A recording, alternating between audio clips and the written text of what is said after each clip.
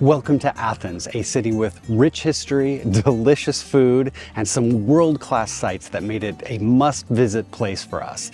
We always knew we would get to Greece eventually, and we are very excited to get our first glimpse of this fascinating city.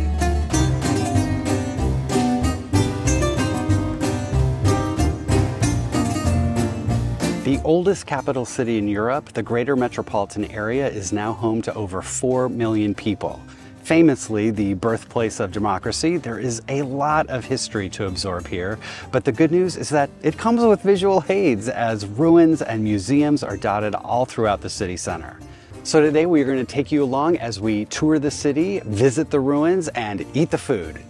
So we arrived in Greece at the International Airport here in Athens. To get into town, you've got a couple of options. I believe there is a bus, there is a metro that I think costs €9 one way to get into town, which might be a good option for you if you don't have a lot of luggage, although we did hear they do have a luggage rack right in the cars to make it easy for people doing that. Because there were 3 of us, we just decided to go ahead and call an Uber. The interesting thing here in Greece is that it is taxis who answer the Uber calls. So it was a yellow cab that showed up to take us into town. They are still required to use the meter. So here in Greece, when you're using Uber, just know you're going to get an approximate price, and then they turn the meter on and then you pay whatever is on the meter. So we've taken a couple of Ubers here in town, and that approximate price is pretty close, but it's always been like a few euro more, but close enough that we've been okay using it. It's also nice because not every taxi driver, we've been told, can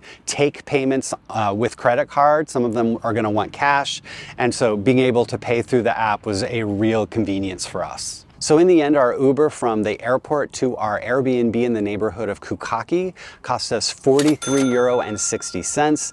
That included a €2.80 toll. So in the end, it was a little bit more expensive than our other options. Here it is, the star of the show, the Acropolis. Now first, a word about the difference between the Acropolis and the Parthenon.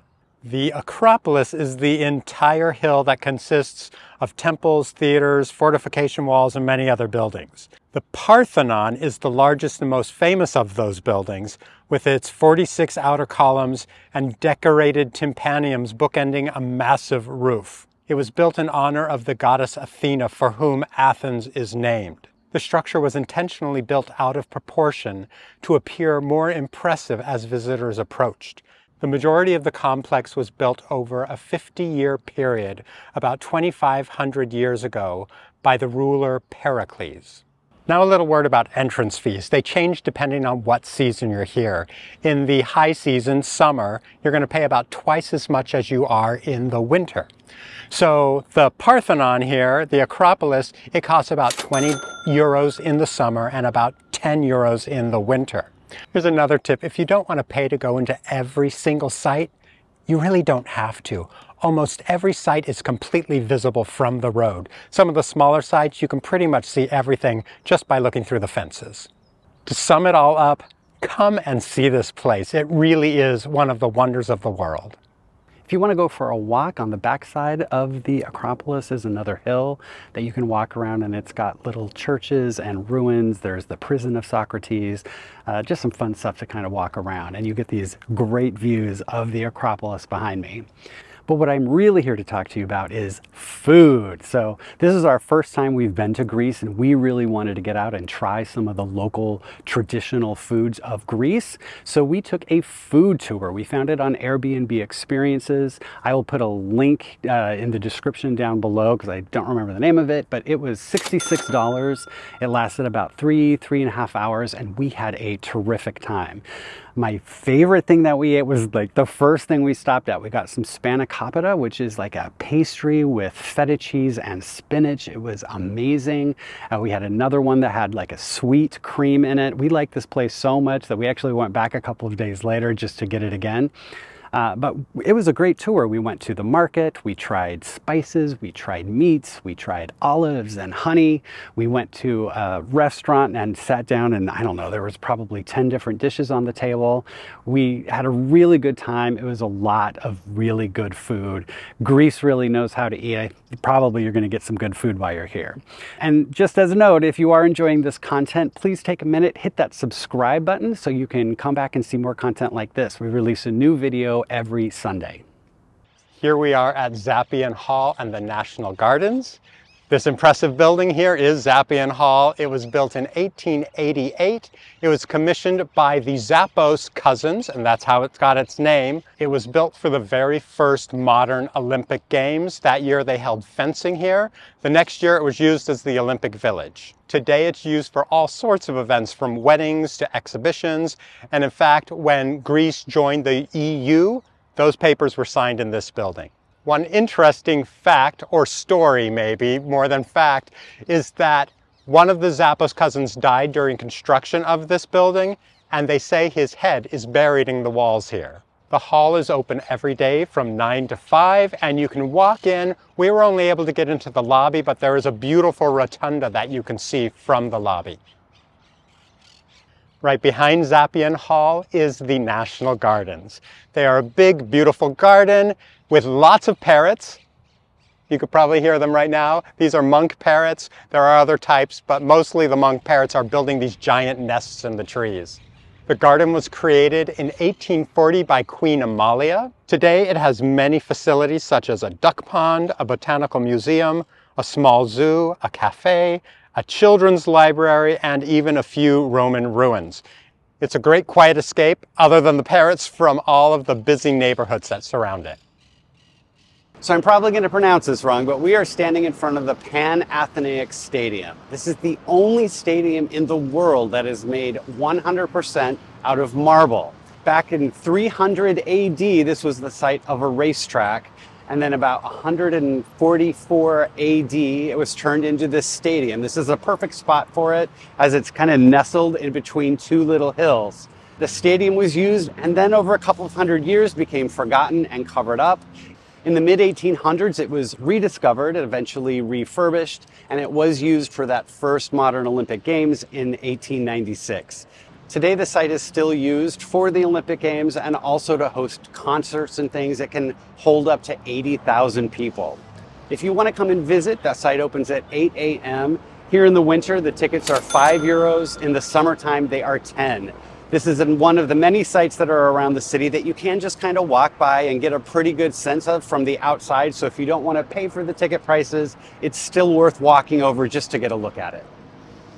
Here we are at the ancient Agora, not to be confused with the Roman Agora, which is a smaller site not too far from here. But an Agora is a public meeting space. It's where people would get together for arts and athletics and religion and politics and commerce and everything else. It was just basically a meeting space. This site contains one of the best preserved buildings in all of Athens. It's the Temple of Hephaestus. Now, Hephaestus was the god of craftsmen and metalwork. There was lots of marble work done here. Most of the facades and statues you see all over the city were created right here in this spot. Right where we're standing, this very spot, this Agora is known as the birthplace of democracy. There is also an on-site museum. That is this building right behind me here. It is a great collection of all of the things that have been found here on this site.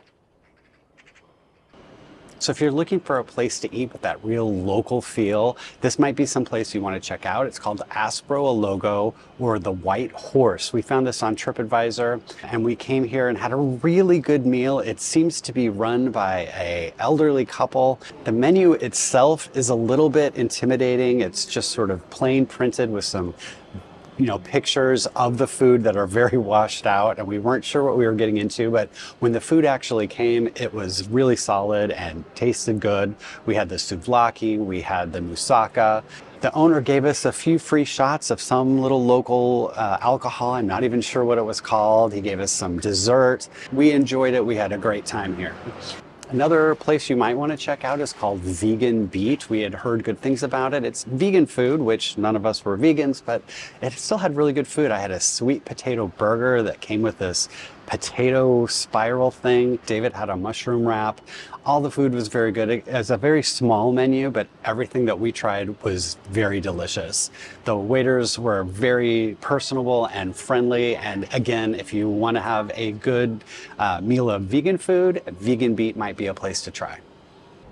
We are at the National Museum of Archaeology. It's the largest museum in Greece, and of course holds the largest collection of Greek antiquity anywhere in the world. In the main tourist season, the cost of entry is 12 euros, and in the off-season, the cost is 6 euros.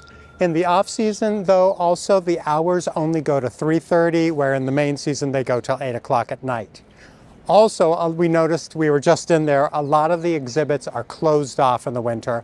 I don't know if that is a regular winter thing, but it's something to be aware of. The museum is not in the main historic center of Athens. It's about 2 kilometers from the Plaka neighborhood. Now, if you've seen a lot of Greek sculptures, it's a lot of the same, but there are some really spectacular ones in there. They also have the Antikythera, which if you're a Indiana Jones fan, you might remember from one of the movies.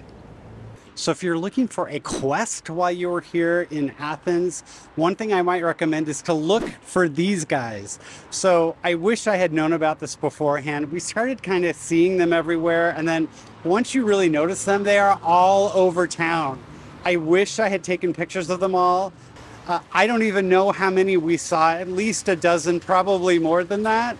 And so if you watch this video and decide to do this quest, put down in the comments below how many you find. I will do a little research. I don't know who the artist is. I don't know what the story is behind it. I just know we've seen them everywhere. So keep your eye out for them and let us know how many you find. Today and not tomorrow.